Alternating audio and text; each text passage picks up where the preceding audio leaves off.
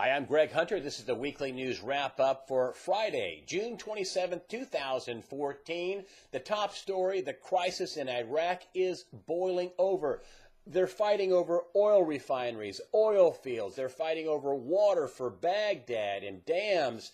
It's absolutely off the charts, out of control over there, but at its core, this is a religious war against Sunnis and Shia Muslims.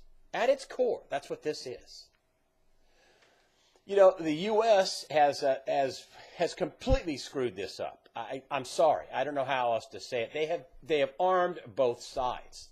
They have armed the al-Maliki administration in Iraq. Those are the people who are in power. They're Shia.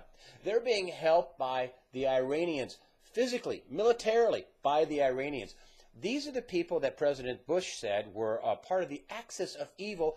We're on the same side as Iran. Nobody really wants to talk about that, but they are there. They are there militarily, and they are helping the al-Maliki regime fend off this attack by the terrorists called ISIS, or ISIL, or ISIS, the Islamic State of Iraq and Syria. And, you know, these folks, these ISIS people, their leader was somebody that we had in custody that we let loose. We have been arming these Syrian rebels, as I've been telling you about for the last year and a half or 2 years, in part. Foreign media has said that, half the Syrian rebels are al-Qaeda. Even John Kerry and administration officials have said it's 20-25%. But don't worry about it. John McCain went over there, had his picture taken with top al-Qaeda commanders. I mean, we, in part, armed this ISIS, this ISIS. And you know who else helped arm them? Saudi Arabia. That's right. They're Sunni. ISIS is Sunni. And they have helped arm them as well, and in a big way. Now, think about this. We are in a damned if we do and damned if we do kind of scenario. We're damned if we do if we help, continue to help ISIS and the rebels, and you know what? We're doing that. President Obama has asked Congress is going to ask for $500 million to help militarily train the Syrian rebels. You know, the ones that were a large percentage of them are al-Qaeda. We're only going to arm the moderate ones. Right. You see how well that worked out. You know, ISIS, this group that's an al-Qaeda splinter group, broke off and backfired back into Iraq, and about, a third of Iraq is now gone. But let's play this out. So, if we help out ISIS, boy, we're kind of ruining what we did in Iraq, right? I mean, we spent a lot of blood, a lot of treasure, a lot of money. A lot of people got, maimed and mangled, killed. Nearly 5,000 of our people got killed, not to mention the thousands that got maimed and have all kinds of other disorders, stress disorders and things like that.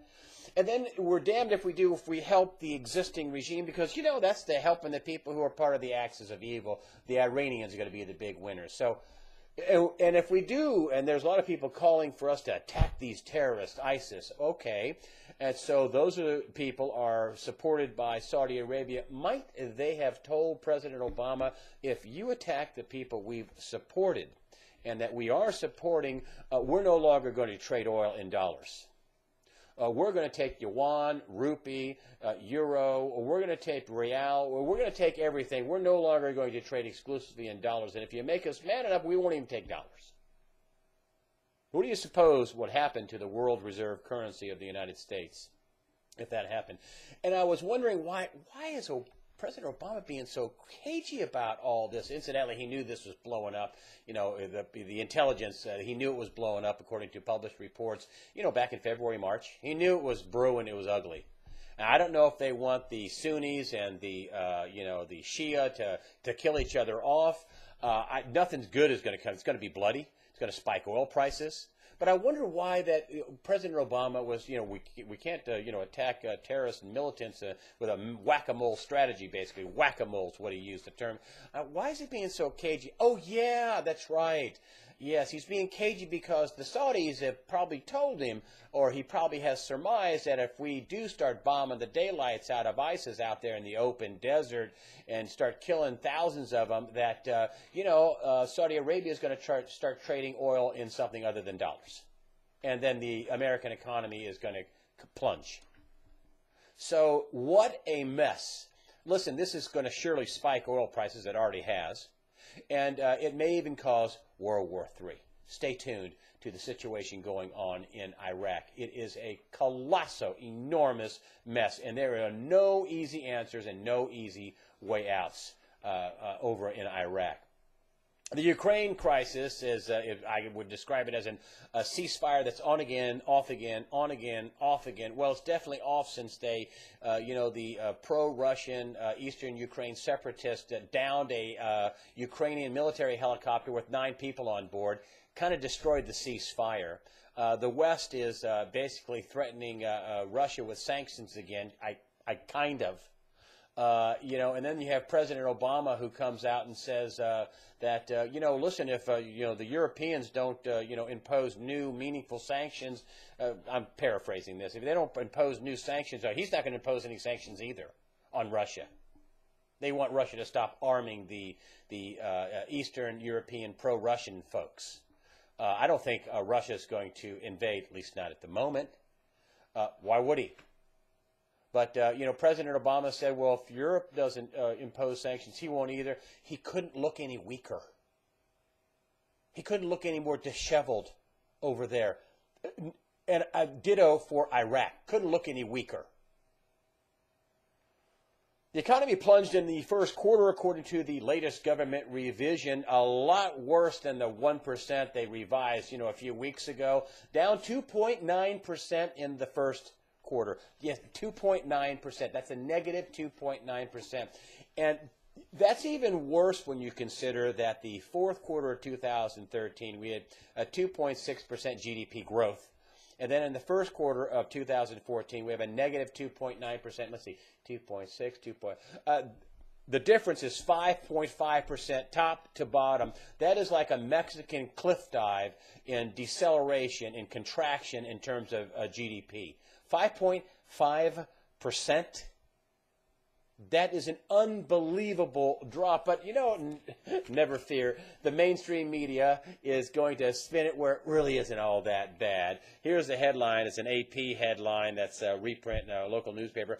Analysts shrug off economic downturn. Oh, yeah, really? You just shrug it off? No big deal? They just shrug. Don't worry, people. Don't worry about a 5.5% plunge in GDP from quarter to quarter. Don't worry about any of that. Keep spending money. No big deal. Really? You can just shrug it off. The article goes on to say, harsh winter. We're back to the harsh winter. Harsh winter contributed to the biggest contraction since the depths of the recession 5 years ago. Hey, listen, you add in that, the quarter-to-quarter drop, and it is a colossal dive. It's an unbelievable dive. I mean, the MSM is delusional for printing that kind of a story. And CNBC today, we're expecting positive growth in the second quarter. Things are really going to pick up in the second half of the year. Listen, look for GDP growth to be negative in the second quarter. And if it comes out with some kind of government, gimmicks that give it a positive growth, look for it to be revised. Just like this quarter, it'll be negative. I suspect. Mark my words.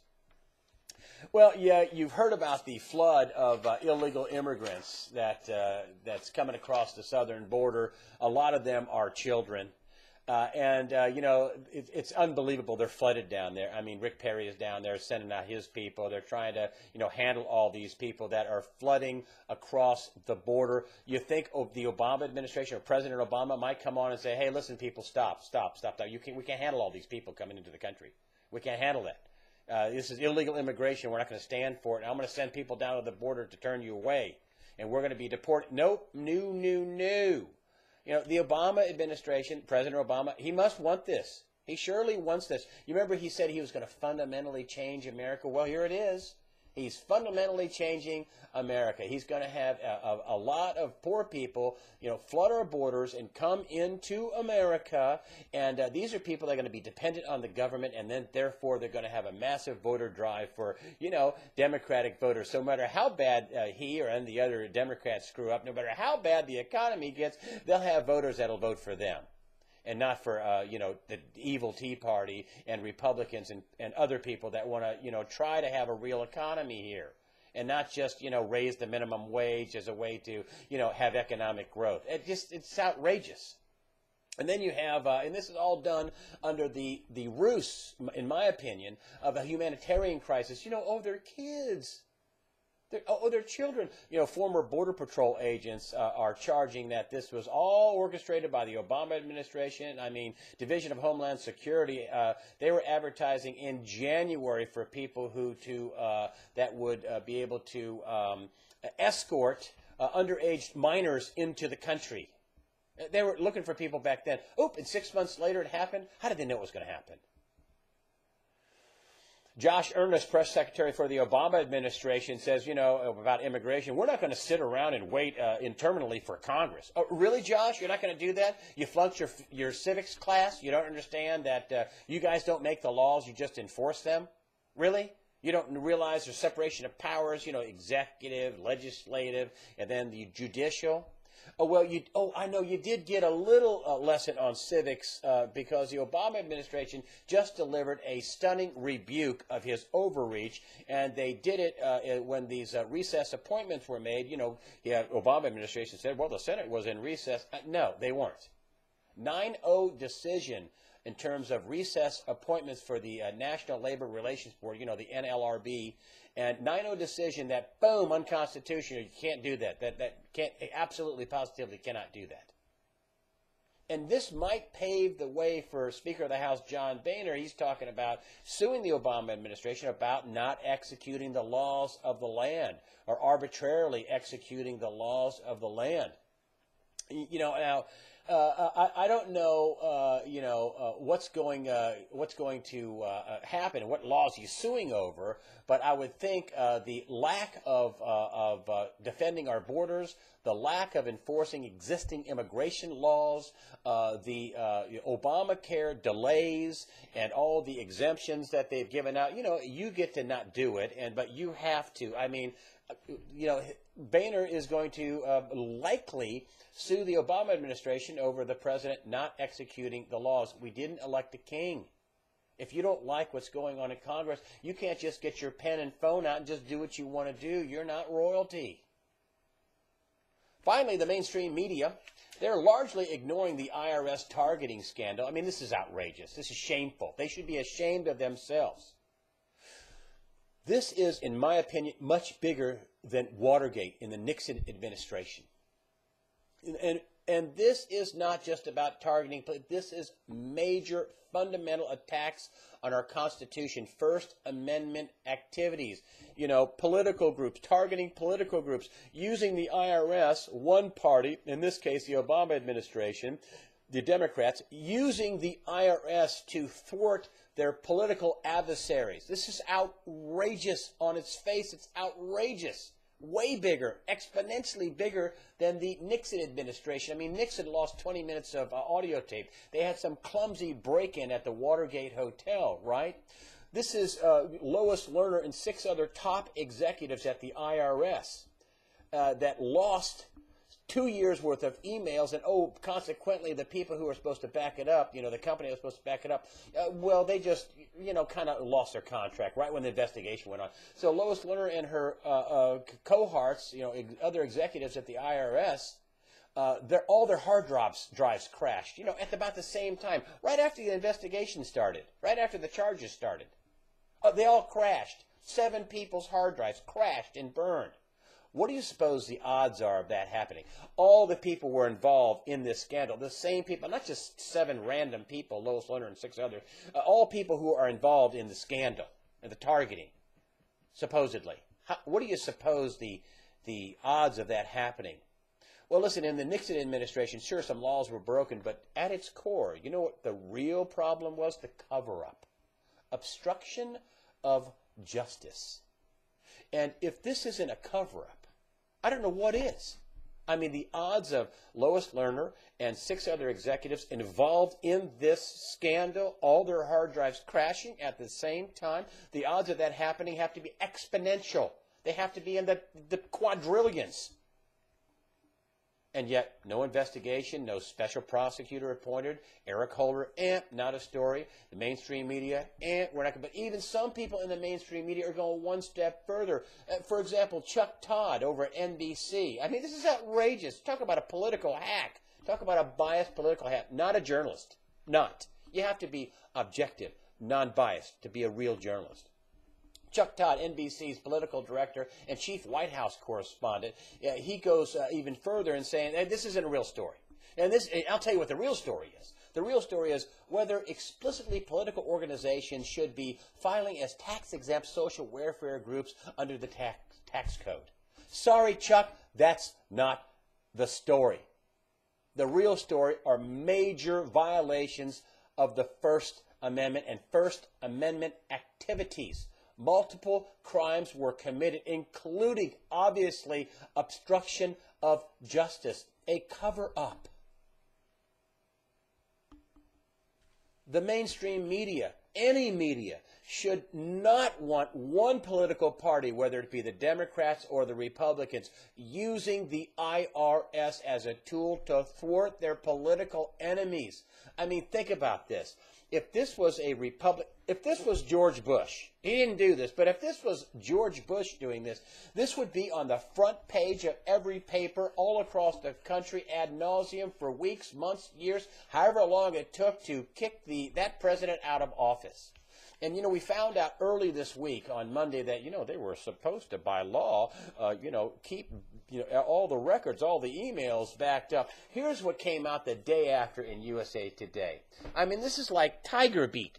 I mean, here we have this is the day after the major First Amendment violations, major cover-up with the lost emails and all these, year after gay marriage ruling, charge the land, change the land. And here's college degrees still pay off? Nothing in the newspaper basically about the IRS targeting scandal. Major First Amendment violations. That's what newspapers, that's what the media is all about, the First Amendment.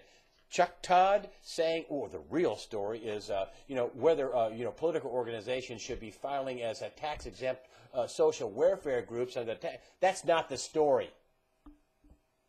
You doing that, you are not a journalist. You, Chuck Todd, should be ashamed of yourself. If I was president of NBC, I'd fire you for that.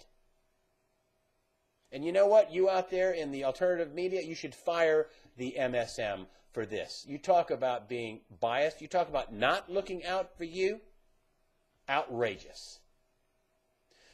Thank you for supporting USA Watchdog with your comments and donations. That's the way I see it. I'm Greg Hunter. Try to go out and have yourself a nice weekend.